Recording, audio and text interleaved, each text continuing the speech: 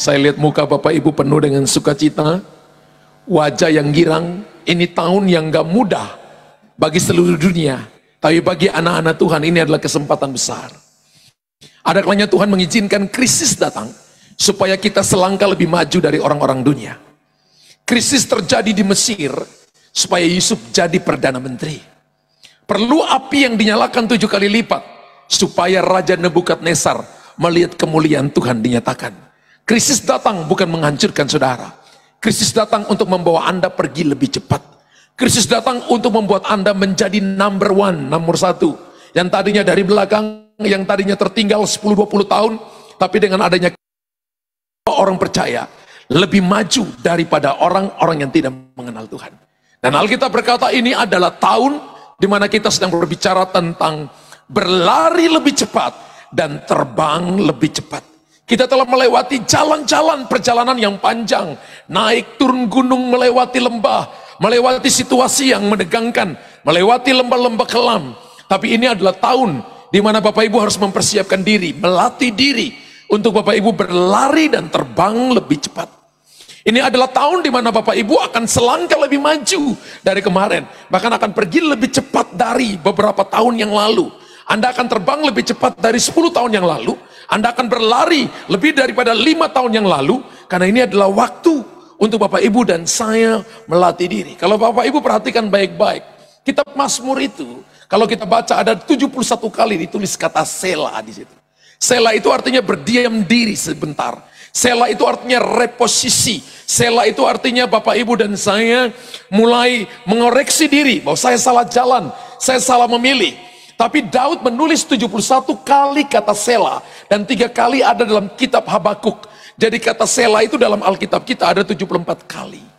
Firman Allah berkata, 2 orang jadi saksi satu perkara sah. Lalu ini 74 kali. Artinya sesuatu yang sangat penting yang ingin Tuhan bicara kepada saudara. Bagi saya 2020 sampai 2022 adalah waktu Selahnya kita. Di mana dulu kita keluar dari pagi, anak kita belum bangun, pulang anak kita udah tidur. Kita pulang lagi sama, sampai kita pulang dapat anak kita udah remaja, dapat anak kita udah besar. Kita hanya kasih dia uang, tapi kita nggak punya waktu kepada anak kita. Tapi Tuhan izinkan waktu Selah, supaya Anda bisa ketemu istrimu, waktu yang panjang, ketemu anak-anakmu. Yang istri bisa ketemu suamimu, Anda bisa duduk baca Alkitab, duduk berdoa bersama-sama. Anda punya waktu banyak hari-hari ini. Kita work from home, ministry from home, betul? Kita sekolah juga dari rumah, ada waktu yang banyak. Apakah waktu itu kita pakai untuk cuma nonton video? No. Adakah waktu itu kita pakai cuma nonton untuk film? No. Waktu itu adalah waktu Selahnya kita. Waktu dimana kita mengejar ketertinggalan kita. Supaya kuota saudara dan saya, jalur lari Anda terisi. Supaya sampai di tujuan. Dan hari-hari ini saya percaya bahwa Roh Kudus sedang bicara kepada gerejanya. Untuk saudara dan saya memperhatikan apa yang dikatakan Tuhan kepada kita. Yesaya pasal 40 ayat 31 berkata, tetapi orang-orang yang menanti-nantikan Tuhan mendapatkan kekuatan baru. Mereka seumpama, mereka seperti Raja Wali yang naik terbang dengan kekuatan sayapnya. Mereka berlari dan tidak menjadi lesu, dan mereka berjalan dan tidak menjadi lelah. Karena satu ayat saja kita baca sama-sama. Dengan keras 3, 2, 1. Tetapi orang-orang yang menanti-nantikan Tuhan mendapat kekuatan baru. Mereka seumpama Raja Wali yang naik terbang dengan kekuatan sayapnya. Mereka berlari dan tidak menjadi lesu. Mereka berjalan dan tidak menjadi lelah.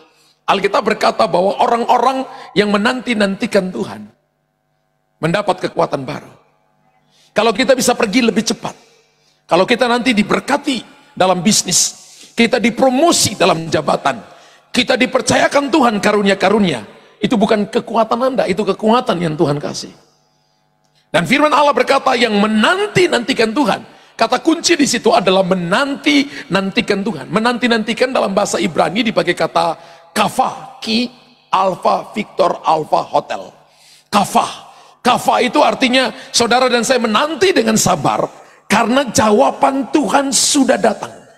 Berapa banyak Anda yang senang ketika ada yang telepon saudara, Pak, Bu, Om, Tante, Koko, Cece, Aku udah kirim barangmu.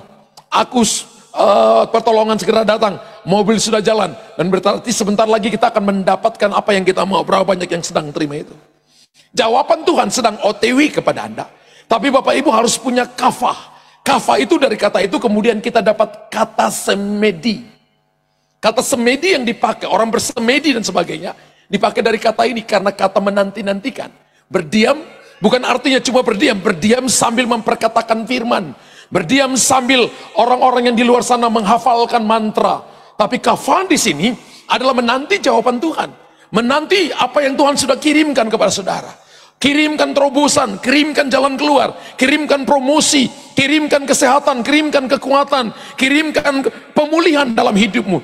Kita sedang menanti itu semua. Dan ini adalah tahun di mana kita akan yang namanya berlari dan terbang lebih cepat. Ketika Bapak Ibu kafah menanti-nantikan Tuhan. Karena kata menanti-nantikan adalah bahasa doa. Salah satu dari elemen doa adalah menanti-nantikan Tuhan. Nanti-nantikan Tuhan begini. Ketika Bapak Ibu datang berdoa, katakanlah berdoa 1 jam. Berdoa kepada papa, berdoa kepada mama, koko, cece, kakak, adik. Dan berdoa kepada teman, berdoa kepada bisnis, berdoa kota, berdoa bangsa, berdoa kepada pelayanan, 1 jam berdoa. Yang namanya kafah ada di mana? Kafah itu adalah ketika Anda diam. Menanti, diam. Diam dengan pikiran memikirkan Tuhan, dan biarkan Tuhan bicara kepada saudara. Banyak kali orang Kristen cuma datang berdoa, Tuhan aku mau ini, mau ini, mau ini, mau ini. Dalam nama Yesus, amin. Dan saya beritahukan, 95% orang Kristen berdoa dan tidak memiliki kafah.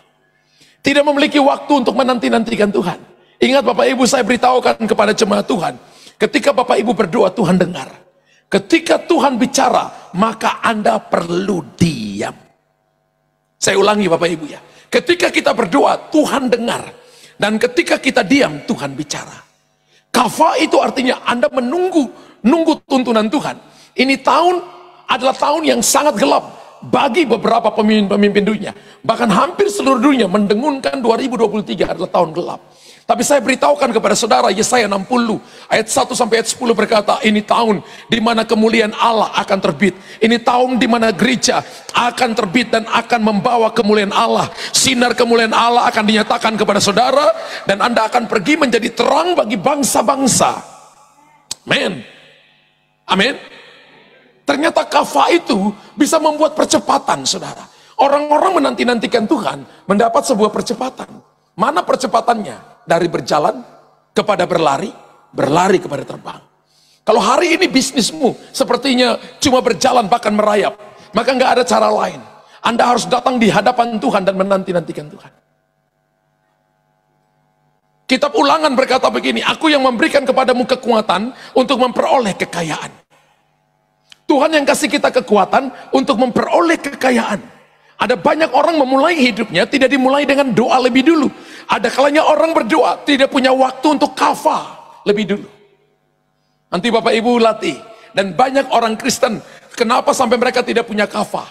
Karena 5 menit pertama mereka selalu kalah. Ketika mereka diam, yang perempuan berpikir, itu tadi asisten aku bilang cuci baju udah belum ya? Itu tadi kompor sudah dimatiin atau belumnya? Itu kamar mandi udah dibersihin belum? 5 menit pertama Anda selalu kalah. Dan Anda nggak pernah punya kafah. Tapi kalau Bapak Ibu bisa taklukkan 5 menit pertama, Anda bisa kafah begitu panjang, dan waktu-waktu itu adalah saat Tuhan bicara kepada saudara. Saya punya waktu-waktu kafah yang tidak boleh diganggu sama sekali. Di mana waktu saya berdoa dan saya diam dengan Tuhan. Ketika Bapak Ibu latih itu terus-menerus, maka Anda akan sangat tajam mendengarkan suara Tuhan. Saya mau tanya jemaat yang ada, berapa banyak yang pernah dengar suara Tuhan? Jujur ya. Tolong angkat tangan. Berapa banyak yang pernah dengar suara Tuhan? Ragu-ragu? Sama dengan tidak percaya. Angkat tangan lebih tinggi dari kepala. Dari sekian yang hadir, tidak sampai 10% yang angkat tangan. Berapa banyak yang punya papa dan mama? Berapa banyak yang bisa membedakan suara papa dan suara mama di samping suara wanita-wanita lain dan pria-pria yang lain? Kenapa Bapak Ibu hampir 100% angkat tangan bisa membedakan suara papa dan mama di tengah-tengah suara laki dan perempuan yang lain dengan sangat baik? Karena hubungan. Kenapa Anda tadi tidak 10% mengangkat tangan, tidak pernah mendengarkan suara Tuhan? Karena Anda nggak punya hubungan dengan Tuhan. Kasih tahu kiri kanan.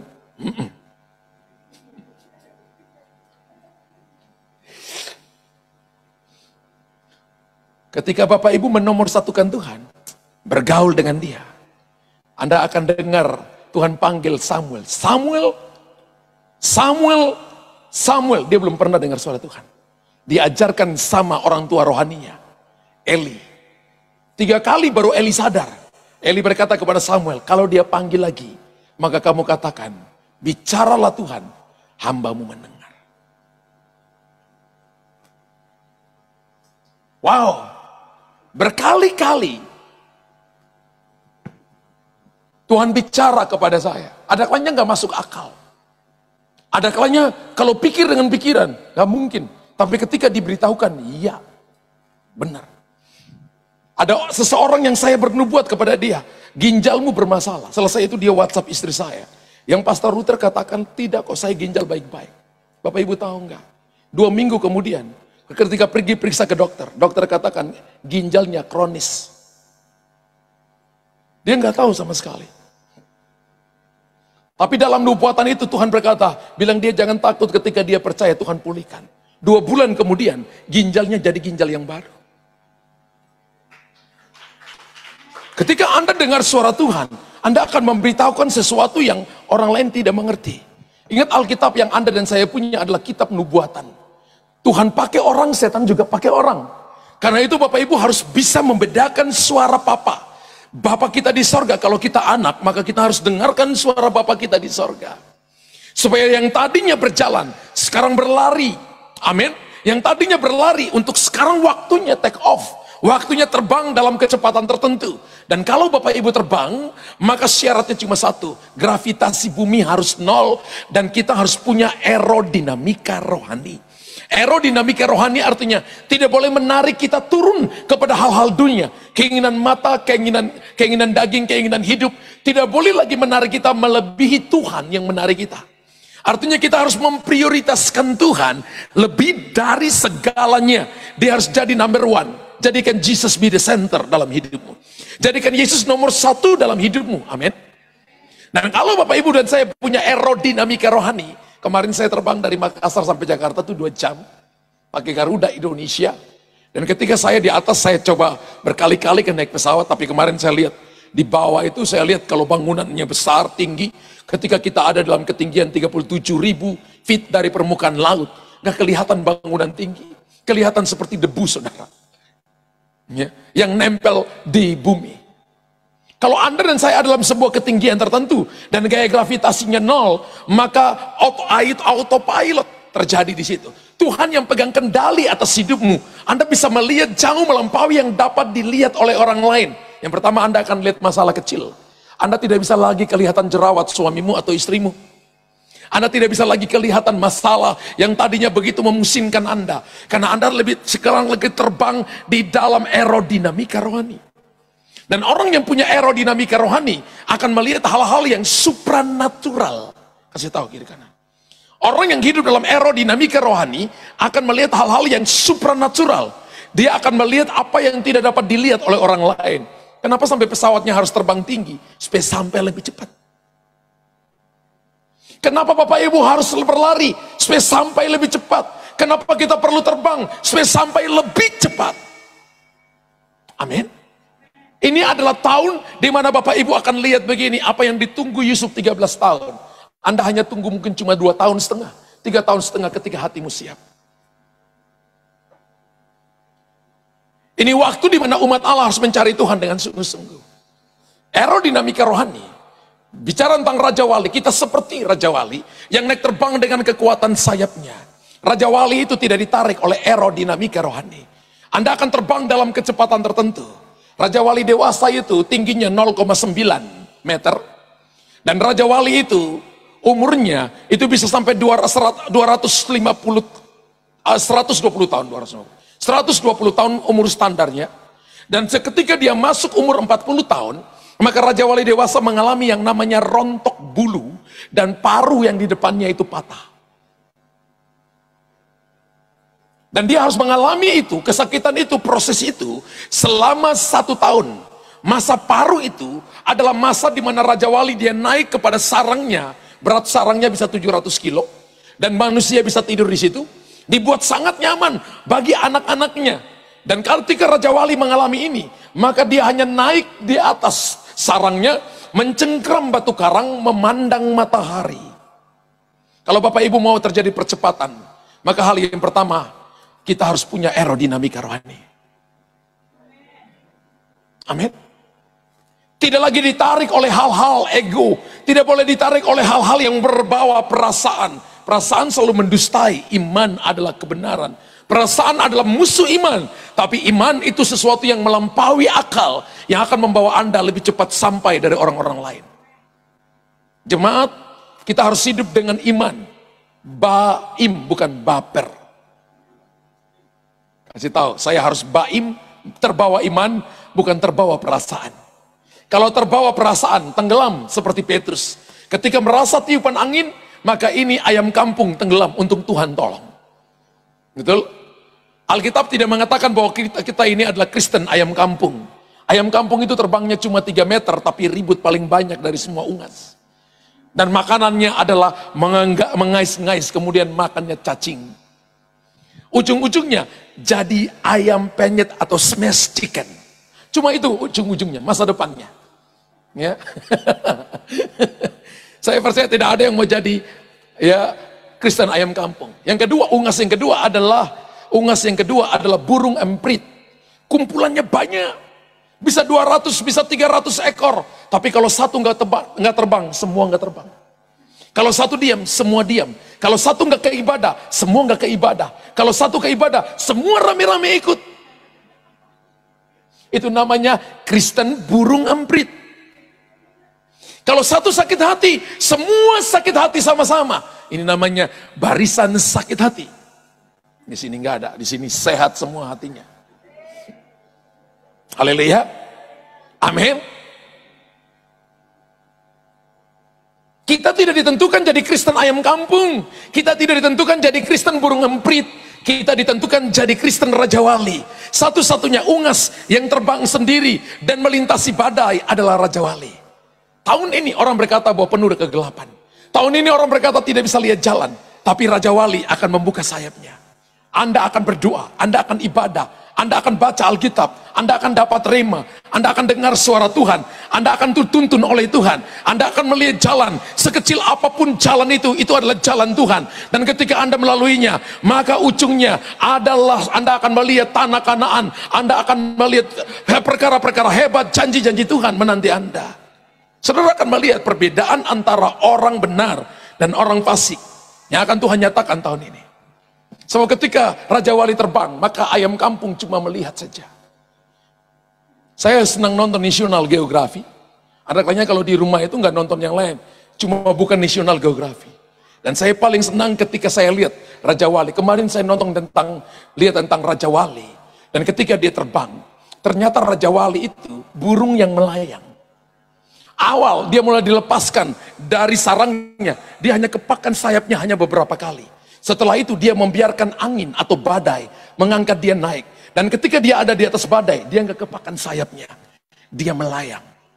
Orang Kristen itu adalah melayang mengikuti tuntunan Roh Kudus. Angin itu adalah bicara Roh Kudus, tapi angin juga bisa masalah. Orang Kristen adalah banyak yang terbawa masalah. Itu orang Kristen bermasalah. Tapi orang Kristen yang dipimpin oleh Roh Kudus, itu namanya pneumatikos.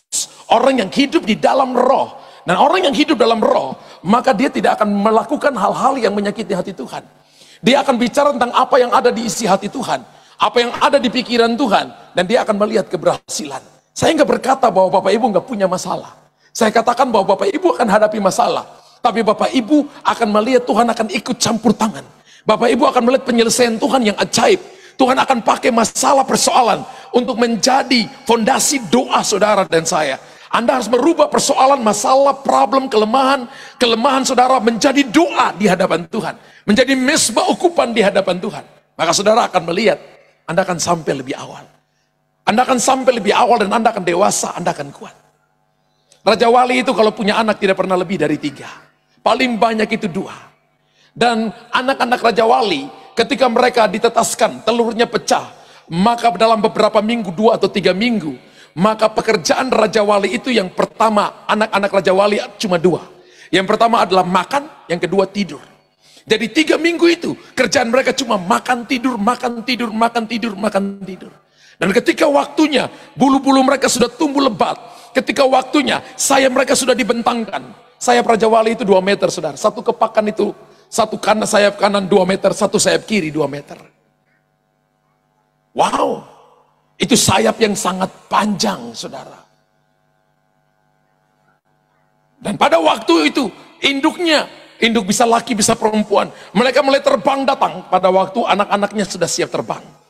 Mereka datang tidak membawa makanan, mereka datang hanya memperhatikan sarang yang gede yang manusia bisa tidur dengan sangat nyenyak di sana, yang beratnya 700 kilo. Mereka hanya memperhatikan itu. Dan ketika mereka mutar beberapa saat, suatu waktu mereka terbang dengan kecepatan tertentu, dan Alkitab berkata begini, mereka menggoyang bangkitkan sarangnya.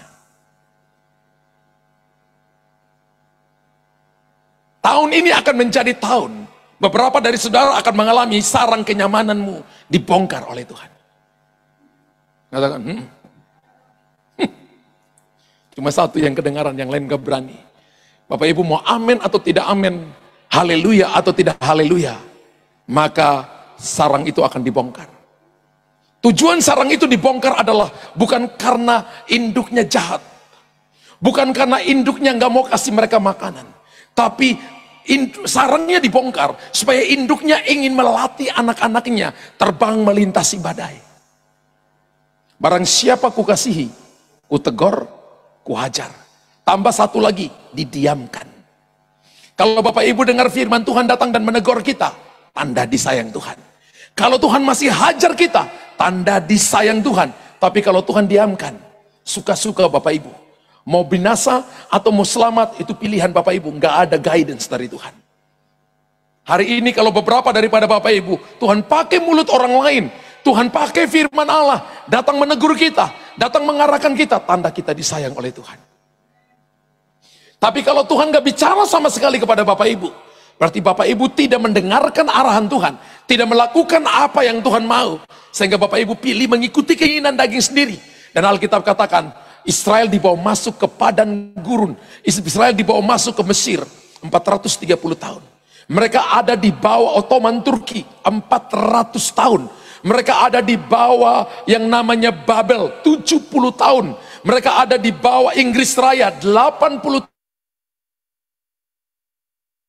tahun. Lama dijajah di muka bumi ini adalah Israel 1000 tahun lebih. Indonesia cuma 350 tahun plus 3 tahun setengah. Belum 500 tahun. Israel ribuan tahun dijajah. Sampai hari ini mereka masih ada di bangsa-bangsa. Mereka masih ngetes DNA tentang keturunan Lewi yang mana, keturunan Ruben, keturunan Yehuda. Mereka masih ngetes satu-satu. Alasannya karena didiamkan oleh Tuhan. Ketika Tuhan kirim nabi-nabinya, Tuhan kirim rasul-rasulnya, Tuhan kirim hamba-hambanya, mereka menolak firman Allah. Lalu Alkitab berkata, Injil itu dibagikan kepada bangsa-bangsa lain. Bangsa lain itu kita, gereja Tuhan. Kita yang buka hati dan terima firman Allah. Bapak Ibu ingat, kalau ranting yang asli saja dipotong, apalagi kita cangkokkan. Bapak Ibu harus hidup, harus melebihi kehidupan mereka, harus cari Tuhan sungguh-sungguh. Dan tujuan daripada Raja Wali induknya membongkar bangkitkan sarang adalah dia membawa salah satu anaknya, membawa kepada sebuah ketinggian di mana dia terbang pada batas maksimal, lalu dia melepaskan anaknya. Anaknya itu jatuh, saudara. Tidak bisa kepakan sayapnya, jatuh, belum bisa terbang, jatuh, dan induknya hanya memperhatikan, melihat, memandang dari atas bukit batu atau dari atas puncak gunung, yang puncak pohon yang paling tinggi. Ketika tinggal 5 meter, ketika tinggal 3 meter dari tanah, maka induknya melejit dengan cepat, menampung di atas sayapnya, membawa lagi tinggi dan diterbangkan. Saya baca, saudara, literaturnya, kurang lebih 1 minggu atau 2 minggu, anak Raja Wali sudah bisa terbang. Nggak ada yang tepuk tangan bagi Tuhan. Alkitab katakan, ia seumpama Raja Wali yang naik terbang dengan kekuatan sayapnya. Berjalan tidak menjadi lesu, berlari tidak menjadi lelah. Saya tahu tahun ini akan menjadi tahun yang sangat exciting. Tahun ini akan menjadi tahun di mana Bapak Ibu dan saya akan dilemparkan cepat kepada sasaran.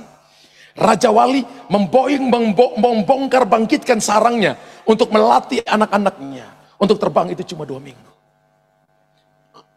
Dan ketika mereka terbang, mereka punya rentan hidup 120 tahun. Saya tanya, ada dari Bapak Ibu yang sudah 60 mau menuju 70 tahun. Ada yang masih di bawah 50-an. Jangan Bapak Ibu dan saya katakan hidup masih panjang. No. Ini bukan masalah hidup panjang atau masalah hidup pendek. Tapi apakah Anda Raja Wali yang sedang terbang? Atau ayam kampung atau burung emprit? Ketika Anda Raja Wali, maka Anda tuh seperti Kaleb. Kaleb itu Raja Wali, saudara. Ketika dibagi Kanaan, dia berkata kepada Yosua, kamu tahu hamba Tuhan yang bernama Musa pernah katakan berikan itu Hebron kepada Kaleb. Hebron pada masa itu diduduki oleh para raksasa. Dan umurku sekarang ini 85 tahun. Umur dia dengan Yosua sama. 40 tahun mereka dipimpin oleh Musa dan Musa mati. Sudah 45 tahun, aku tetap berpegang kepada firman itu, bahwa Hebron akan menjadi miliknya Kaleb. Kaleb dari suku Yehuda. Nah, saudara, opa-opa, dia berkata, aku masih bisa masuk keluar di antara tentara, memegang pedang, memegang lemping, memegang tombak. Aku akan mengalahkan para raksasa itu. Raja Wali tidak lihat umur, tapi Tuhan selalu lihat hati. Tuhan tuh kalau pakai orang tidak pernah tanya, lu umur berapa? Nggak pernah. Coba Anda tunjukkan kepada saya ayatnya di mana. Yang Tuhan datang, Tuhan tanya gini, Shalom si A, umurmu berapa? 76. Oh, sudah tua. Gua nggak mau pakai. Berarti kita nggak akan lihat Ishak dan Israel. Tuhan datang bicara kepada Abraham dan Sarah. Sarah sudah mati haid dan Abraham sudah mati pucuk. Terjemahan King James Version berkata, Abraham sudah impoten. 76 tahun, Sarah 65 tahun, beda 10 tahun. Nggak mungkin punya anak, tapi Tuhan berkata tahun depan dia akan punya seorang anak laki-laki. Wow. Abraham percaya, yes. Kejadian pasal 15, Abraham percaya. Kejadian pasal 16, Sarah berkata, mendingan kamu dekati itu loh, yang namanya Ismail itu siapa namanya? Hagar, masih muda, fresh. Lalu Abraham, ya gue udah opa-opa, istriku juga sudah oma-oma. Tadinya percaya kepada Tuhan, tapi dengarkan perkataan orang lain, mulai ukur diri sendiri dengan pikirannya, buat dosa. Ketika Anda percaya kepada Tuhan, maka itu melampaui akal. Ketika Tuhan bilang, aku promosi kamu, jangan berkata bagaimana caranya. Langit dan bumi, pujilah Tuhan. Langit dan bumi punyanya Tuhan. Segala sesuatu ada di dalam genggamannya. Dia tahu yang terbaik mau berikan kepada kita. Tahun ini akan menjadi tahun terobosan. Tapi Bapak Ibu harus ingat, Tuhan yang kasih kekuatan kepada kita. Jangan pernah lupa kalau kita diberkati secara finansial. Jangan pernah lupa kalau kita dipromosi. Jangan pernah lupa kalau kita dikasih karunia oleh Tuhan. Jangan pernah lupa kalau kita diangkat tinggi oleh Tuhan. Maka kekuatan datang dari Tuhan. Anda harus memuliakan Tuhan dengan semuanya itu. Amin. Tuhan itu pilih orang tidak lihat umur, tapi lihat Kita ini bukan lagi manusia, bukan lagi pelayanan karena genders. Oh, kalau laki-laki melayani, kalau nggak perempuan nggak boleh ngomong di tengah jemaat. Tidak. Tuhan, dalam Tuhan itu kita tidak ada genders. Tapi kita ini manusia pneumatikos, manusia roh. Kita mempelai Kristus, Yesus mempelai laki-laki. Berapa banyak yang mempelai Kristus? Yang laki-laki kenapa nggak angkat tangan? Cuma Pak Richard sendiri ya? Oke. Ya.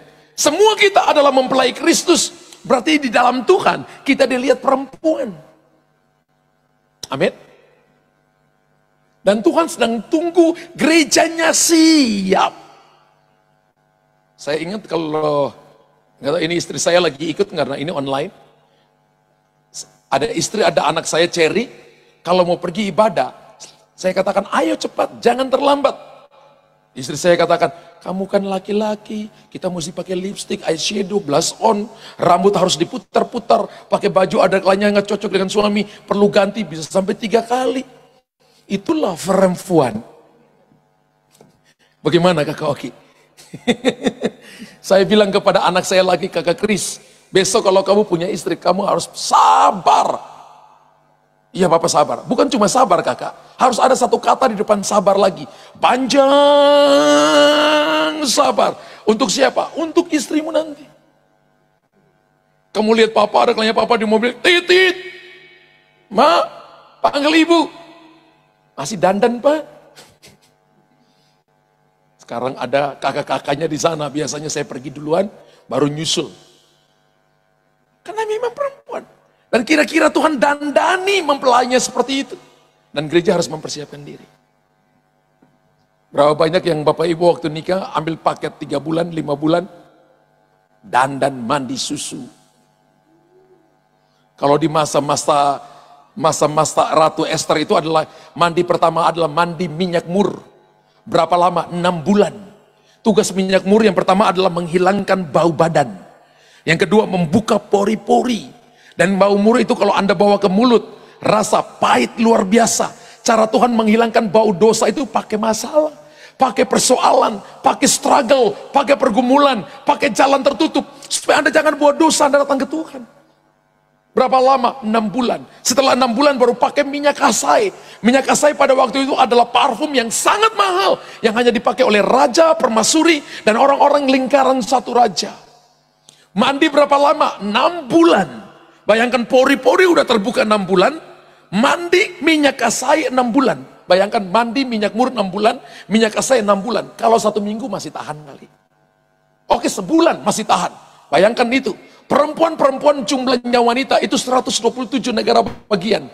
Saya baca sebuah artikel kuno menulis tentang jumlah perempuan yang dikumpulkan oleh Raja Ahasiweros itu adalah 4.615 wanita cantik. Bagaimana Esther bisa mengalahkan mereka? Itu nanti khotbah lain aja ya. Esther punya kualitas yang tidak dimiliki oleh 4.614 yang lain. Esther bisa datang bukan cuma menawan apa yang di tangan raja, tapi Esther datang dan menawan hati raja. Orang Kristen kita cari Tuhan bukan karena apa yang di tangan Tuhan, tapi kita menawan hati Tuhan. Kalau Bapak Ibu dapat hati Tuhan, Bapak Ibu dapat perbendaharaannya. Yang siap dapat perbendaharaan Tuhan, tepuk tangan yang meriah bagi Tuhan. Katakan haleluya. Dan burung Raja Wali pun adalah burung yang membangun sarangnya di puncak gunung paling tinggi. Bapak Ibu mau lihat seseorang itu seperti Raja Wali, tanya dia punya waktu saat teduh dengan Tuhan ada enggak? Ketika Anda telepon dia jam 5, jam 6 sore, jam 7 malam, orang berkata, lagi doa apa? Bu, maaf, istri saya lagi doa. Maaf, Pak, suami saya lagi doa. Raja Wali tidak pernah membangun sangkarnya di belakang rumah penduduk, enggak ada. Nggak ada saudara. Raja Wali selalu mencari tempat paling tinggi. Saudara tahu negara adik kuasa di dunia ini. Sekarang ini mereka sedang mengeksplor yang namanya planet Mars. Siapa yang menduduki Mars, maka jadi adik kuasa. Mereka sudah mengirimkan pesawat-pesawat yang tanpa awak ke sana. Saya kemarin lihat ada salah satu pesawat yang dikirim, kalau nggak salah itu Galileo. Yang dikirim ke Mars punya Amerika. Dikirim dan mengidentifikasi apakah bisa diinap atau tidak. Ada orang yang bisa menginap, apakah ada air atau tidak. Apa yang terkandung di Mars, adakah tidak. Siapa yang mengeksplorasi tempat yang paling tinggi jadi adik kuasa. Amin. Ada tempat yang paling tinggi lebih daripada Mars. Ada tempat yang lebih tinggi daripada planet-planet yang ada di Bima Sakti ini. Yaitu hadirat Allah. Ketika Anda masuk di sana, maka Anda akan dipromosi oleh Tuhan. Anda akan dibawa kepada level-level iman yang berbeda. Pekerjaan-pekerjaan ilahi yang Anda akan lihat. Saudara perhatikan baik-baik, Daniel itu seorang politikus. Tapi dia bukan cuma politikus. Cuma politik yang berpolitik secara tapi dia adalah politikus yang berpolitik secara etika. Kerja dengan jujur, dicari kesalahan pun nggak dapat kesalahannya. Lalu mereka merancang bagaimana menjebak Daniel. Karena yang merancang ini adalah pejabat-pejabat kerajaan. Mereka dapat kesalahan pada ibadahnya. Apakah Tuhan diam? No. Ketika Anda cari tempat yang paling tinggi, dan orang ingin menjatuhkan saudara, menghancurkan bisnismu, menghancurkan pelayananmu, menghancurkan keluargamu, mencoba menjatuhkan Anda secara pribadi, apakah Tuhan diam? Ketika Anda datang berdoa, Anda sedang memproklamirkan kepada setan-setan, memproklamirkan kepada sorga, kepada Tuhan sendiri dan kepada malaikat-malaikatnya, bahwa Anda tidak bisa melakukan apapun tanpa Tuhan ikut campur di dalamnya. Itu berarti ketika ada orang yang mencoba menyentuh Anda, maka mereka berurusan langsung dengan Tuhan. Ini adalah pengurapan daripada Raja Wali, yang dimana Anda akan dibawa pergi dengan cepat, karena membangun tempat tinggalnya di tempat-tempat tinggi. Ketika ada masalah, datang ke tempat tinggi, Anda berkuasa. Anda akan melihat kemenangan. Ketika ada persoalan, naik tempat tinggi, Anda akan melihat masalah kecil, melihat persoalan kecil. Anda akan melihat apa yang orang omongkan kepada saudara nggak ada artinya, karena Anda ada di tempat tinggi. Ingat bahwa kita tidak diciptakan satu level dengan masalah. Amin. Kita diciptakan lebih unggul daripada masalah. Masalah boleh ada, tapi Anda naik ke level yang lebih tinggi. Ketika Anda menanti-nantikan Tuhan, cara berpikirmu berbeda, cara melihat masalah berbeda, cara Anda berbicara berbeda. Kenapa? Karena cara Anda dan saya melihat adalah karena Anda telah melihat apa yang Tuhan lihat. Apa yang Tuhan katakan, itu yang Anda katakan. Kehidupanmu sangat berbeda. Dan orang ketemu Anda, orang berkata, setiap kali saya ketemu Anda, saya diberkati. Setiap kali kamu ada, kamu bawa jawaban bagi banyak orang. Bagi saya itu adalah Raja Wali muda, yang akan menginspirasi banyak orang. Ada orang yang berkuasa 5 tahun setelah turun, hilang, tidak lagi. Tapi kalau kita lihat hamba-hamba Tuhan dalam Alkitab, mereka sudah ribuan tahun hidup, tapi hari ini masih diceritakan tentang Daniel, masih diceritakan tentang Yusuf, masih diceritakan tentang Sadrak, Mesak, Abednego, masih diceritakan tentang hamba-hamba Tuhan yang hidup sungguh-sungguh dengan Tuhan. Hidup mereka menginfluence begitu banyak orang, membawa dampak bagi banyak orang. Ini Raja Wali yang tetap diceritakan. Saya percaya bahwa hidup kita di dunia singkat. Mamanya Pak Richard itu, mama mertua saya itu di rumah, sudah ikut saya 25 tahun. Saya lihat setiap pagi, tidak pernah makan pagi sebelum berdoa lebih dulu. Bangunnya jam 4 atau jam 5, sudah mandi jam 5, sudah berdoa, sudah pakai lipstik, sudah dandan, saudara. Wow. Satu hari berdoanya bisa sampai 12 kali. Saya percaya Bapak Ibu di sini belum tentu berdoa 2 kali pun oke, yang rutin ya. Saya lihat tiap hari. Sekarang ada di tempat tidur, kondisinya agak menurun. Satu hari berdoa bisa 12 kali. Dari mulutnya tidak keluar sungut-sungut. Cuma katakan, mama capek. Cuma doanya begini, Tuhan bawa aku kembali ke sorga. Matanya udah gak bisa lihat. Tapi tiba-tiba kalau panggil suster-suster gak ada. Bisa lihat ada yang tembus tembok, laki-laki pakai jubah putih, penuh, mukanya penuh kemuliaan, hanya duduk di samping tempat tidurnya. Gak ngomong apa-apa. Tiba-tiba seluruh capeknya hilang, gatal-gatal di belakangnya hilang. Orang tua saudara ya. Sudah di tempat tidur itu sudah dari umur 82 atau 84 ya, saya lupa umurnya. Ya. Pergi mandi tiba-tiba jatuh di kamar mandi. Sebenarnya bukan jatuh di kamar mandi, tulangnya itu patah karena keropos saudara. Ya. Di tempat tidur. Tapi satu hari saya lihat doanya berkali-kali. Sekarang ini kondisi paling lemah. Ada kalanya nyanyi sendiri, menyembah sendiri, satu malam berdoa sendiri. Wow. Kemarin istri saya bilang, ayo kita masuk ke kamar mama.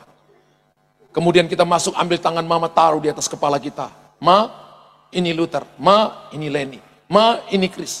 Mama, ini Cherry. Diberkati satu-satu dengan berkatnya masing-masing. Saya bayangkan Yakub seperti itu ya.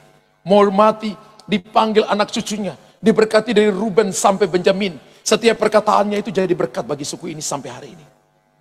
Itu Raja Wali muda. Raja Wali tua. Dan Bapak Ibu tahu Raja Wali itu ketika dia mau mati. Dia naik sampai kepada puncak paling tinggi. Dia cengkram batu karang. Dia natap matahari. Lalu dua sayapnya itu menutupi badannya. Dan dia mati. hidupnya keren, matinya gagah. Tidak ada sungut-sungut. Sebelum saya datang, saya tanya mama saya, Mama sudah ketemu Tuhan Yesus? Mama bilang, kemarin Mama ketemu Tuhan Yesus. Matanya udah nggak lihat. Lalu Tuhan Yesus bilang apa? Tuhan Yesus bilang, Sarah, namanya Sarah, mama saya namanya Sarah. Kamu dan anak-anak kamu ketika aku panggil kamu pulang, anak-anak kamu dan cucu-cucu kamu, cicit kamu, mereka baik-baik, aku akan berkati mereka. Wow. Lalu saya tanya, Ma, terus apa lagi Tuhan Yesus katakan untuk Mama? Tuhan Yesus bilang, sorga lagi buat persiapan untuk jemput Mama. Hah? Bayangkan, saya percaya dari mulut Mama nggak pernah ada perkataan ini selama. Tapi dia udah melihat alam supranatural. Dia katakan, sorga, Tuhan Yesus bilang, sorga lagi buat persiapan untuk jemput Mama. Lalu istri saya tanya, nanti yang jemput Mama siapa? Malaikat ataukah Tuhan Yesus? Tuhan Yesus yang langsung jemput Mama. Wow. Raja Wali ketika dia tua 120 tahun, dia naik. Dia pertama membentangkan sayapnya dulu. Dia tetap cengkram batu karang. Batu karang adalah the rock. Dia pegang firman Allah. Matanya tertuju kepada Tuhan. Mazmur 84 ayat 12. Dia tidak melihat kepada yang lain. Lalu dia mulai tutup sayap satu kanannya. Sayap kirinya. Dia mati. Tidak ada ayat yang mengatakan, maka Raja Wali mati karena rematik. Mati karena sakit hati. Nggak ada ayatnya. Ya, Raja Wali hidupnya keren, matinya gagah. Berapa banyak di sini adalah para Raja Wali yang tahu bahwa dia ada Raja Wali. Tepuk tangan bagi Tuhan yang hebat. Haleluya. Bangkit berdiri Bapak Ibu. Puji Tuhan.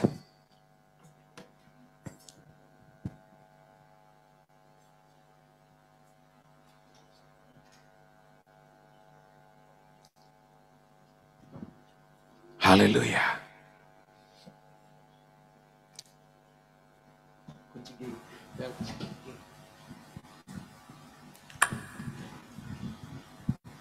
Mari bangkit berdiri, mari renungkan hidup kita.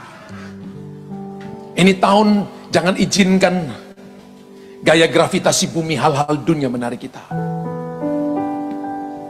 Ini tahun dimana biarkan Tuhan melatih kita, membongkar kenyamanan kita, supaya Anda dilatih menjadi Raja Wali yang siap terbang melintasi badai. Ini juga adalah tahun dimana Bapak Ibu dan saya ketika ada masalah, jangan sungut-sungut, bangun tempat kediamanmu di tempat yang paling tinggi. Haleluya. Dan ini adalah tahun ketika ada masalah, buka tangan saudara. Ketika ada masalah, pegang firman Allah, natap matahari. Raja Wali mengakhiri hidupnya bergenerasi dengan cara seperti itu sampai hari ini. Makanya Tuhan berkata, ia seumpama, ia seperti Raja Wali. Dan saya percaya hari ini, tahun ini, Tuhan sedang menyiapkan Raja Wali muda di rumah besar kita, headquartersnya kita, GBI Christ Kingdom Family. Dan dia tidak pernah gagal. Beberapa dibongkar bangkitkan sarangnya, beberapa diizinkan mengalami jalan-jalan sempit, tapi dia Immanuel, dia ada di sana. Bapak Ibu pejamkan mata, renungkan firman ini. Kalau itu saudara, dan Anda berkata, Tuhan, saya mau terbang tinggi. Saya mau mengenal Engkau secara pribadi. Saya mau mendengarkan suaramu melampaui kepala saudara. Kalau itu Anda, Jesus.